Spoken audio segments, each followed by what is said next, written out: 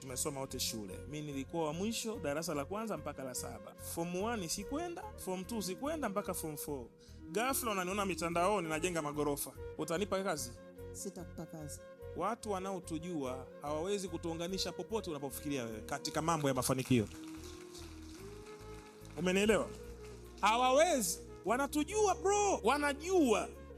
Lakini gorofa nimejenga. Niliferi kweli shule, ila gorofa nimejenga. Na watu wakinipa kazi najenga kweli gorofa. Ila inakuja sasa kwa huyu anayefanyaje? Anayenijua. Anajua utundu wangu wote wa shule. Kichwa changu anajua kiko zero brain. Nimpe nyumba yangu ya kuishi, ajenge. Lugha nyepesi, watu wanaotujua hawawezi kutupa vitu vya kutufanya tupige hatua katika nini? Katika maisha, kwa sababu ya mazoea ya background zetu. Ndio maana huwa nashauri mapema, unapotaka kuwaweka watu kwenye project zako za maana za maisha, chukua watu usiowajua. Mbona Waarabu